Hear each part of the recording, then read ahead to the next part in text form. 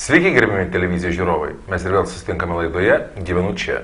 Ir šiuo kartu mes kalbėsime apie bankus. Šį kartą neliesdami bankinių krizių, tačiau atkreipdami dėmesį į jų veiklą ir kasgi mūsų laukia. Ir šiandien mūsų studijoje svečiuosis du pašnekovai ir mes pradėsime nuo pirmojo. Ekonomisto, analitiko, gerbiamo Vlado Trukšino. Sveiki, gerbiamas Vladai. Labą dieną. Gerbiamas Vladai, tai dabar pirmas būtų štai toksai klausimas.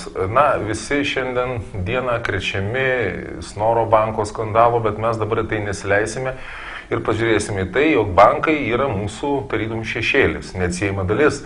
Mūsų kredituoja, mūsų maitina, mes ant jų pyksta, mūsų reiketuoja, kaip čia yra dabar su tais bankais ir, na, tarkim, visiems mums aktuali paskolų skolinimuose politika ir tvarka. Jūsų nuomonė, mes kaip čia atrodom ir kur mes link einame? Taip, bankai yra labai svarbus ūkio sektorius, bet kalbant apie bankus, mes šiek tiek supaprastinam tą ūkio sektoriaus apibrėžimą.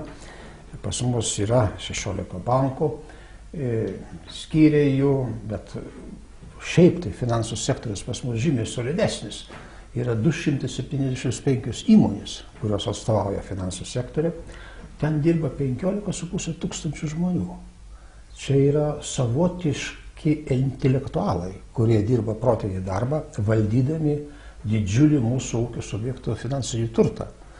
15,5 tūkstančių žmonių. Įdomu tai, kad jų darbo apmokėjimas yra 2 kart didesnis vidutinis darbo užmokestis palyginti su visų kitų dirbančiųjų darbo užmokesčiu. Tai čia kažkuria prasme mūsų kraujagyslės bankinis ir finansinis sektorius, o tie žmonės, kurie dirba tame sektoriuje, yra to kraujo cirkuliacijos prižiūrėtojai ir tarpininkai, pagalbininkai ir taip toliau, ir taip toliau. Taip, paskutiniu metu apie bankus išsireiškime ne visiškai gražiai arba, sakyčiau, korektiškai, bet tai yra jau žmonių prigimtis didžia dalim. Mes džiaugiamės ir save kažkiek palaisvinam ir kitaip parodom, jeigu mes randam kažką galimybę apkaltinti. Dabar štai bankai kalti ir taip toliau, taip toliau. Buvęs Lietuvos banko vadovas, panas Renaldis Šalkinas, buvo teisus sakydamas, juk tos paskolos ne per prievartą įteiktus, įbruktus ir taip toliau. Taip, buvo didžiulis ažiotažas, buvo skolinimo bumas, mes išmokom skolintis ir gyventi iš paskolų, mums išmokė ne kas kitas, o bankai. Dabar bankai moko mus kito, moko grąžinti skolas. Juk daugelis skolininkų ne visada rimtai pagalvojo, kaip grąžinti reikės, plius su palūkanom. Bet aš šiandien galbūt norėčiau kalbėti ir manyčiau, kad reikėtų mums visiems kalbėti ne vien apie bankus, o apie pinigus šalies ekonomikoje.